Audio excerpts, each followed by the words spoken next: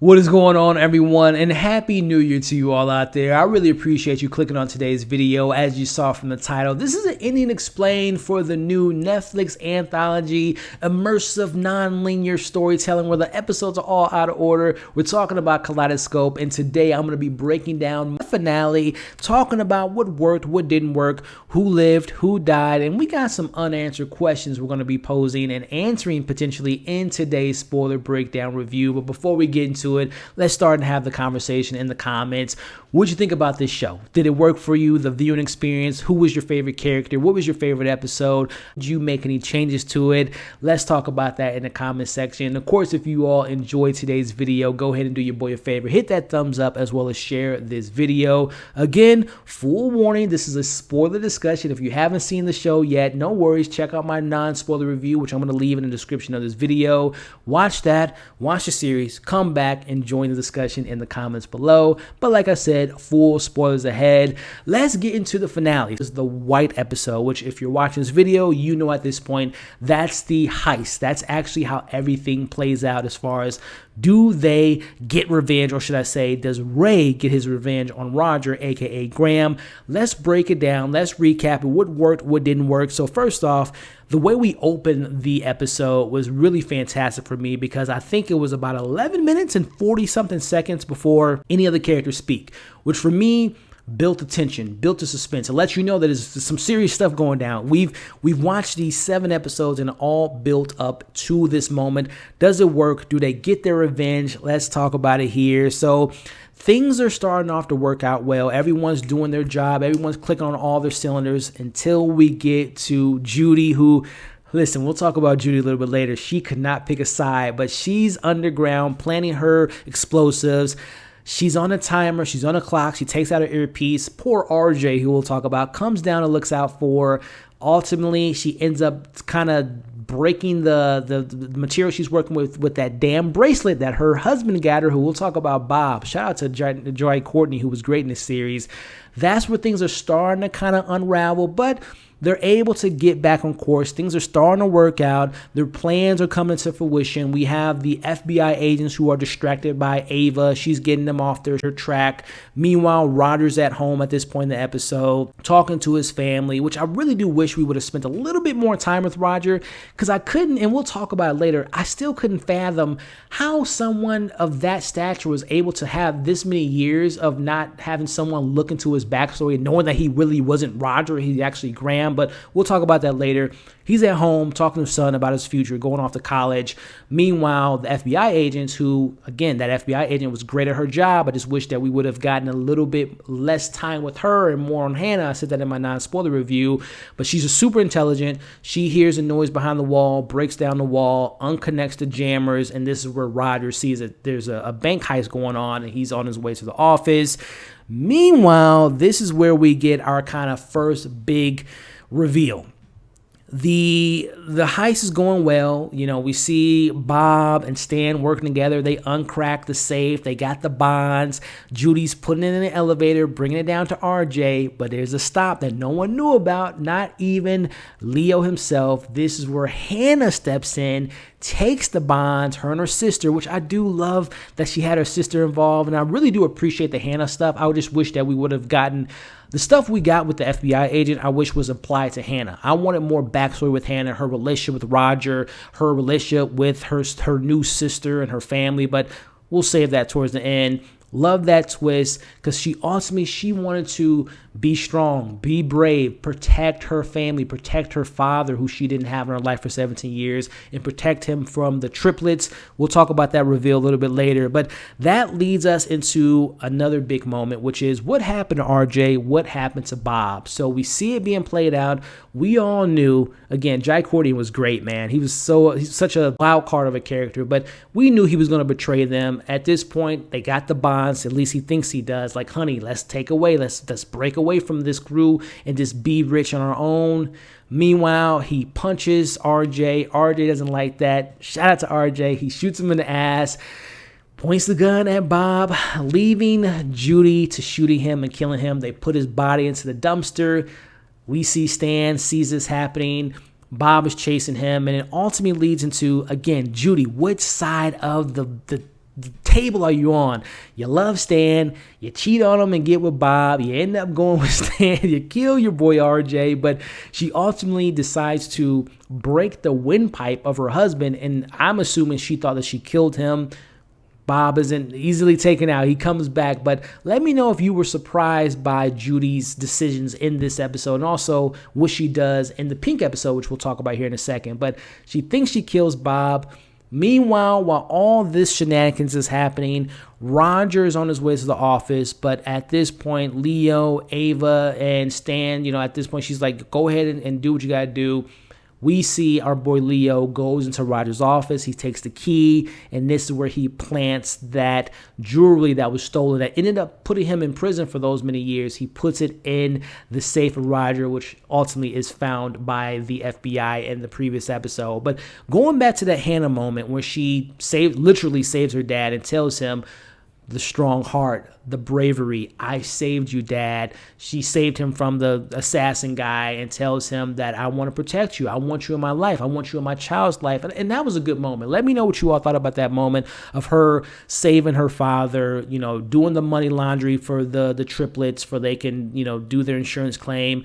I didn't see that twist coming. I did not see that coming. Let me know what you all thought about that. But that ultimately leads us into the ending, which again, we see that Leo puts the diamond in there, and that's why Roger was convicted of a conspiracy and being... Let's talk about that for a second.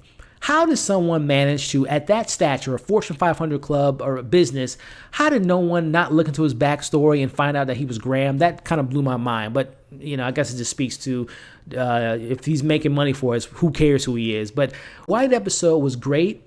My only thing is, I wish it was reversed. I wish that the Pink episode, which was my episode 7, and I think was a fantastic conclusion to the story, but it was just backwards for me. So let's talk about the Pink episode, which has a lot of big moments, a lot of big reveals, and a lot of unanswered questions. Starting off with, again, who lives, who dies. Well, let's talk about the characters that die first. And starting off with Bob, who we find out survived from his windpipe being crushed by his wife, pokes the pin in his throat. He can't talk, and I found that whole bit of him using the headphones and the whole moment where he's talking to Ava and it has the commercial.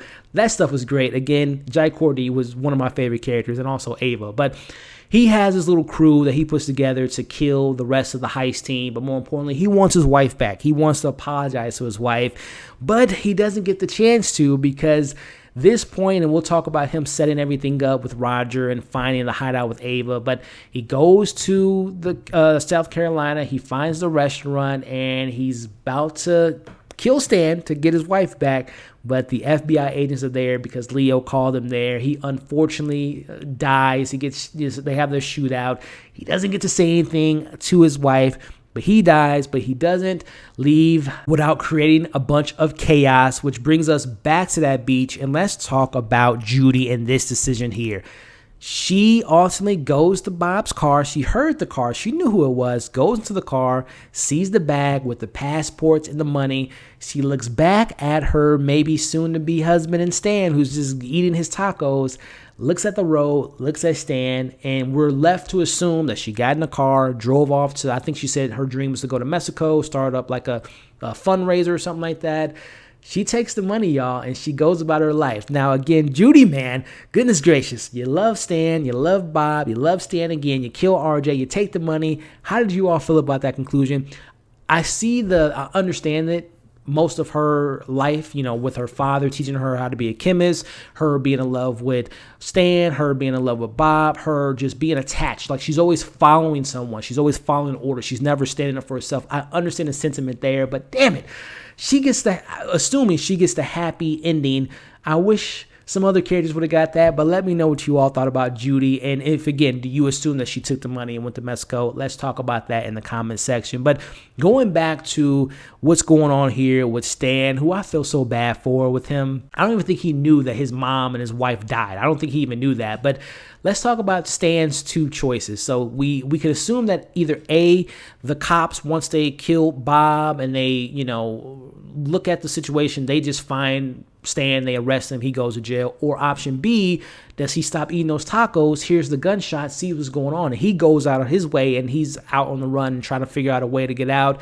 How do you think Stan's situation ended. I think it was part A, because I think, not that he was silly or oblivious, but I don't think he recognized what was going on. I think that Stan ended up getting arrested and is in jail for however many years it is. Let me know, option A, option B, in the comments below. But that brings us back to Bob and him having his conversation with Roger, which, can we talk about that for a second?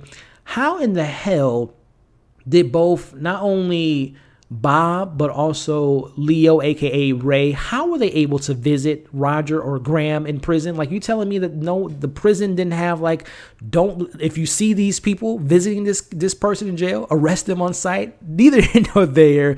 We see that he sets all this stuff up with the killers, which ultimately they get the hideout of Ava and Leo and the nanny. And I'm going to be real with y'all.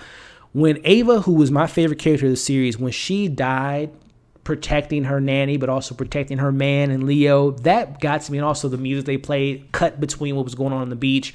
That was fantastic. And again, I was heartbroken because I wanted Ava and Leo and the nanny to have a happy ending. And I wish that the ending that Judy got would have been applied to Ava and them. But let me know what you all thought about that moment. Did you get emotional? Because I certainly did at that moment there. But that leads us into the Hannah being on her kind of having a happy ending, which I appreciated because I thought that I love that actress. And I really wish we would have got more with Hannah. But she's living her peaceful life with her kid. Another great emotional moment.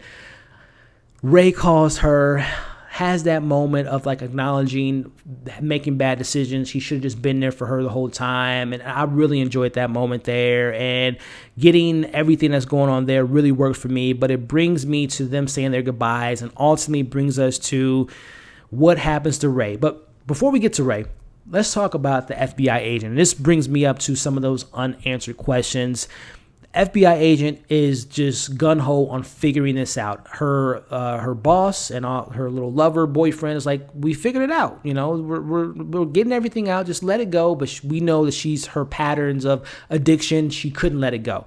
We see her walking in the street. She's on the phone talking to one of the triplets' assistant about, hey, you can keep ignoring me, but I'm going to get what I need. I'm going to find my answers, which I ultimately think this is what happens. We see her walking the street. Some random guy's like, where's the train? And he like, thank you, shakes her hand. And literally seconds later, she falls. And I assume she's dying. Let me know what you all thought about that. But who was the shaky hand guy and who set all this up? Was it the triplets? Do you all think that the triplets were like, she knows too much, she won't get off our, whoever she was on the phone with, which was one of the triplets, kill her, assassinate her, get her off the case? And do you all think the FBI has something to do with her murder? Because there was multiple times in the series that the agent kept saying to her boss, like, oh, who do I really work for? What do I really work for? What do we stand for?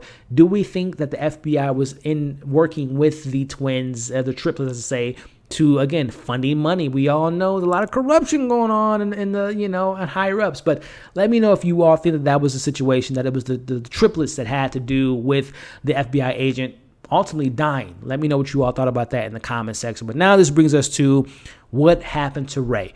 So as we wrap up Ray's story, we see him, got it off his chest. He talked to his daughter and is hopefully thinking he's going to see her. I think he knew what was going to happen. He's walking down. I think they were in Central Park. He's walking under this bridge, and we see this mysterious guy that has a gun. He points the gun to the back of Leo's head, and we don't see any gunshots. We just hear the gunshot, alluding to him dying. That goes back to, okay, who was that guy? Was it just an assassin, which I think it was, but who hired them?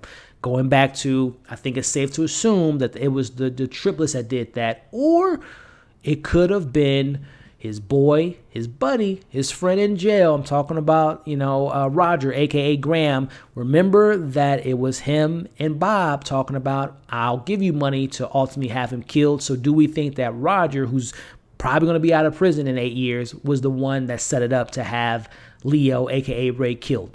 Triplets, Roger, a.k.a. Graham, who was responsible? Let me know your thoughts on that. I personally think it was the triplets again. I think they said it because they told us this whole series, they're dangerous individuals. You don't want to mess with them. I think the triplets were ultimately the ones that got Ray killed. Wrapping all this up, I guess we're assuming he's going to be out of jail. He's going to be out probably earlier than 8 years because he's on good behavior, which brings me to this question. Was it all worth it at the end? Because ultimately, Leo didn't really get what he wanted. He didn't get the bonds. I know it wasn't about the money, but he also, the justice he spoke of really didn't play out because, like I said, I believe Rogers or Graham was going to be out of prison much sooner than 20 years, much sooner than the 8 years of good behavior. So let me know if you think it was all worth it. So that's who lived. That's who died. I personally wished that my Pink episode, which was my episode 7, was my finale, but let me know what worked, what didn't work. Again, you can check out my spoiler-free review to hear who was my favorite character, what order the rest of the episodes were for me. I'm going to leave that in the description of this video. Let's talk in the comments, y'all, about everything we discussed in this video. Again, I appreciate you all. Happy New Year. Just a further reminder before you all leave to like, share, comment, subscribe. Come and join the community. Check out my review, my non-spoiler review for the series. Check out my other breakdowns, and we'll catch you all on the next video.